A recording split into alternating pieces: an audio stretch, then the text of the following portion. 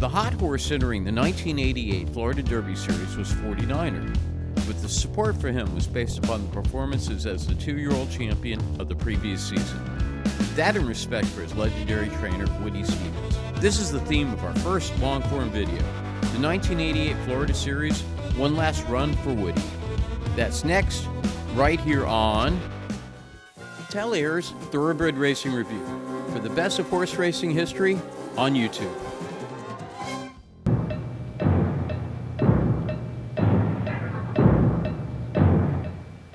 A classic thoroughbred race has certain key elements.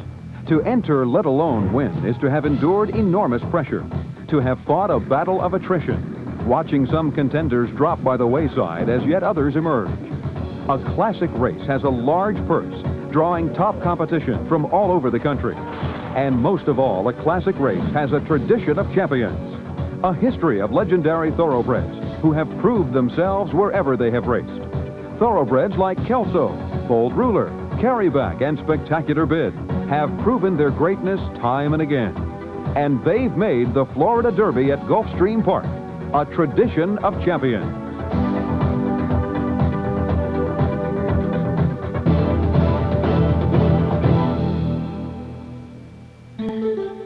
Like darkness being subdued by daylight, the pressure builds slowly, almost unseen. The early morning training sessions at the beginning of Gulfstream's winter season have an appearance of lightness, which belies the concentration and pressure for those involved. Other tracks have races for 3-year-old thoroughbreds that occasionally produce prospects for the Triple Crown. But none have produced so many successful candidates as Gulfstream Park's rich Florida Derby, like these. The wire, it's Aladar going away 1.5 lengths. Aladar goes away by 2 lengths. Now through the stretch, it's Spectacular Bid opening up the lead and drawing away by 3. Dr. Carter digging in and fighting on the outside. Swale holding on 3 parts of leg. It's Swale. Swale's going to be the winner. They come to the wire. It's Snow Chief. Snow Chief going away 1.5 lengths. Each of them has gone on to capture 1 or more Triple Crown events. In all, Florida Derby participants have counted for 14 Kentucky Derbies, 15 Preakness Stakes, and 10 Belmonts, with some 29 others in the money. Interest in this year's crop of 3-year-olds is picking up, and with good reason. Some have already started their campaigns, some very successfully, like these. Ground third through the stretch. Ryan's Time, much the best, drawing away now by 4.5. Seeking the gold, now urged up on the outside by Randy Romero to take the lead under an easy hand ride, taking the lead and drawing off by 1.5 lengths. Through the stretch, Frosty the Snowman is much the best and now draws away by 4.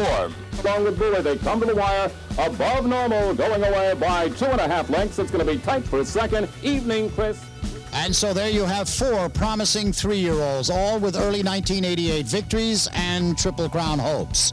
But standing in the wings is last year's 2-year-old champion, 49er, ready to make his 1988 debut in next week's Hutcheson Stakes. And of course, he's trained by Woody Stevens with 2 Florida Derby victories and 7 in the Triple Crown. Enough said. He's training steady. He's been going steady.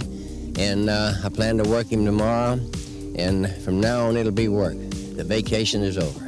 And into the preparation series, the first target is the Hutcheson? The Hutcheson at 7/8 of a mile on the 3rd. Then back to the Fountain of Youth to the Florida Derby. 3 races, and he's already the favorite for the Eclipse Award and the Triple Crown. Is that how you look at this, Colt? Is he that kind of a horse? If he should win these races here, he'll go to Louisville favorite. Anybody on the horizon down here in South Florida, at least, that worries you particularly? Who do you have to beat? One you've got to beat. You don't know who's going to improve and who won't, but so far I haven't seen anything to scare you. Joe Bolero is deeply involved. The venerable senior trainer has a horse named Bowie, deemed to be a contender in the Grade 1 $500,000 Florida Derby. Even though the Derby is months away, others might feel the strain and pressure of training schedules and upcoming preliminary races. But not Joe Bolero. He once trained horses for Al Capone, and he knows the meaning of real pressure. Jeff Lukas, son of trainer D. Wayne Lukas, handles most of the training for New York Invader Notebook for his famous father. They're preparing Notebook for the Hutcheson Stakes, an important Derby prep, where they'll go against fierce rival Woody Stevens, who likes the chances of his Eclipse Award-winning 3-year-old 49er. I think he has everything it takes to go on and be a good horse. He has the disposition. He's a good, strong colt. And really, I don't see any reason why he can't stay. If he's trained right and rode right, I think he'll stay. They're off. From between horses, Cook's Brown Rice moves up to get the lead. 49er is right alongside with Notebook on the outside. Then in on the rail, Medieval Victory comes on fourth, a gap of 2.5 lengths. Perfect Spy, Hooting Star, and Well Determined. They sprint midway up the backstretch. Cook's Brown Rice has the lead 3 parts of a length. 49er is second. Medieval Victory in on the rail third. Perfect Spy moves between horses fourth. Notebook on the outside, a close-up fifth, a length and a half to Hooting Star. They sprinted the first quarter a lively 21-4. They move round the far turn. Cook's Brown Rice hugs the rail, has 3 parts of a length. Moving alongside, 49er now challenges. Perfect Spy now muscles through. These 3 across the track, just a length back. Notebook is on the outside fourth, 3 lengths back. Hooting Star fifth. They sizzle the half in 44-3. They come toward the top of the stretch. Perfect Spy moves through into the rail, has the lead by a length and a half. 49er a bit wide of the center of the track, begins to move on the leader. Notebook into the rail third. They're in the stretch, Perfect Spy, and here comes 49er. Eddie Maple going to work with the whip, now coming on to challenge, but Perfect Spy is staving off the challenge. Perfect Spy is holding on, 3 parts of a length. Perfect Spy, 3 parts of a length. 49er was second and Notebook third. The running time at a surprising 1:23 flat. The 7-furlong Hutcheson is won by upstart Perfect Spy, but Notebook and 49er are exactly on training schedule. He's training steady. He's been going steady, and I plan to work him tomorrow, and from now on it'll be work. The vacation is over. They're off. Up between horses, position leader on the outside, moving up after the lead. 49er is right alongside, up to after the lead, with Notebook into the rail. Then we come back to Frosty the Snowman and Bowie. They swing round the clubhouse turn. 49er with Eddie Maple, a snug hold, takes the lead, sets the pace, and between horses, position leader is right alongside second. Notebook a close-up third on the outside. Length and a half. Frosty the Snowman is fourth. Bowie on the outside fifth, 5 lengths back to above normal. They went the first quarter 23-2. 49er on the lead, has it 3 parts of a length. Notebook on the outside is now second, a length and a half. Position leader drops back third. Bowie a half a length fourth. Frosty the Snowman is fifth. A gap of 3 lengths. Above normal sixth. 4 lengths on the outside. Evening Chris is seventh. Brian's time in on the rail, and the trailer is Well Determined, a half in 46-3. They move round the far turn.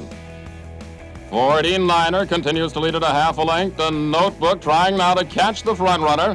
Length and a half position leader. Bowie begins to make a bid on the outside and is third. They move toward the quarter pole. 49er, Notebook, these two are heads apart for the lead as they turn for home. 2 lengths. Bowie on the outside is third. Length and a half above normal fourth. With an 1/8 of a mile to go, Notebook puts the head in front. 49er comes right back. These two are stride for stride. Length and a half to Bowie. 2 lengths to Evening Chris with a 1/16 of a mile to go. 49er digging in. Notebook alongside. These two are all out. Noses apart. They come down to the wire flat right together. A tight finish at the wire. 49er a Notebook, and Bowie was third. Except for Frosty the Snowman, who was injured early, all the contenders finished in a very close pack. 49er was first, however, and that was enough for Woody Stevens to continue his friendly rivalry with D. Wayne Lukas. He hollered at me when we was going to the infield. He said, I'm going to bring a different gun. I said, I'll shoot him down, too. Ruhlman, a California invader trained by Bobby Frankel, gained national attention by winning the El Camino Real Derby in sensational time. They're both in Florida now for a shot at the Derby. I can train a horse to a race. My name is John Campo. New York's Johnny Campo, sometimes called the working man's trainer, won a Grade 1 stakes race this season with Cherokee Colony. He sees a competitive field. It's a tough race. Nobody impresses you. If the California horse, Bobby Frankel's as good as they say, he'd be tough because they put blinkers on me. He broke a track record. It's run pretty fast. And the other Notebook won a big race, and that other horse, 49er, run big. And It's a tough race. There's no cinches in there, you know. It's a really tough race. Making it even tougher is John Vietch, son of a trainer and well-connected with much of racing's aristocracy. He's tried a few different horses this season and has decided his best chance lies with Brian's Time, who finished well but didn't win the Fountain of Youth Stakes 3 weeks earlier. If there's a better day in racing than this one, Florida Derby Day, it's the first Saturday in May in Kentucky. All the excitement out here, we've had wild animals racing around, people jumping out of planes and parachutes and flying trapeze artists, everything, but it all sets the stage for the big one, the Florida Derby. Eclipse Award champion 49er has to prove he can go 1 mile and 1/8. He has to prove it against a horse that looks like he might just be a freak, Ruhlman. Other very legitimate contenders in the race, Notebook, Bowie. Sorry about that. This should be a great one. The time has finally arrived to determine the leader of the 3-year-old division. After the gate opens, it'll be all decided in less than 2 minutes. It is time for the Florida Derby. A giant orchid horseshoe created by the Exotic Gardens is readied in the infield, signaling the nearness of the classic race, and all eyes turn to the paddock. Even experienced trainers at the top of their profession don't bother to hide their tension. They'll personally attend to each task at hand, leaving not the slightest detail to chance. They'll watch each other like hawks and will discuss every possible strategy and even some tactics with their jockeys.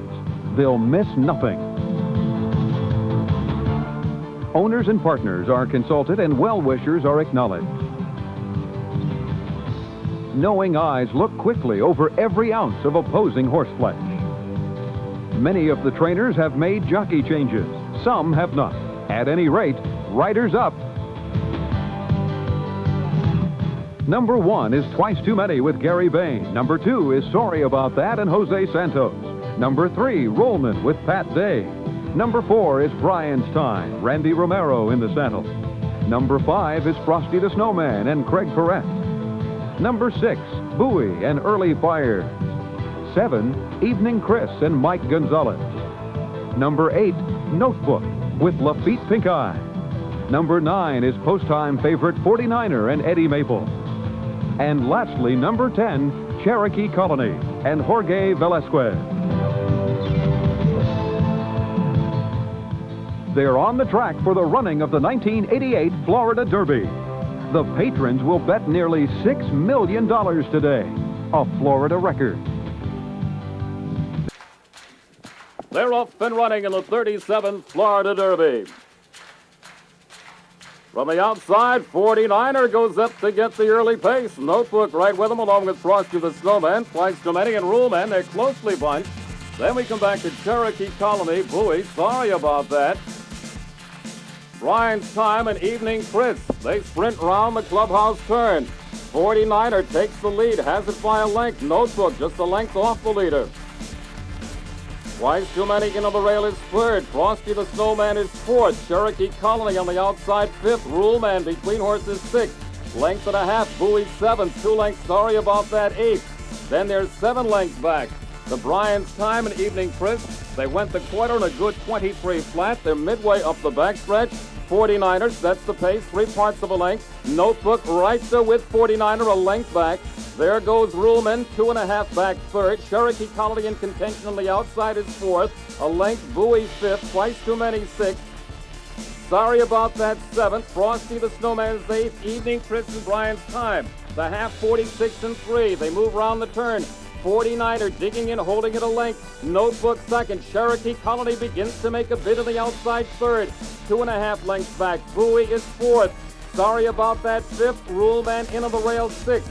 Length and a half. Brian's Time seventh. The 3/4, a fast 1:10 and 4. Here they come at the top of the stretch. 49er digging in. Cherokee Colony moving up on the outside. Velasquez going to work on Cherokee Colony, trying to catch the front runner. And out of the pack from the outside, here comes Brian's Time. Brian's Time with Randy Romero is flying up after 49er. They come down to the wire. On the outside, Brian's Time, 49er. Their noses apart. Brian's Time, a nose at the wire. 49er second, Notebook third. Cherokee Colony was fourth.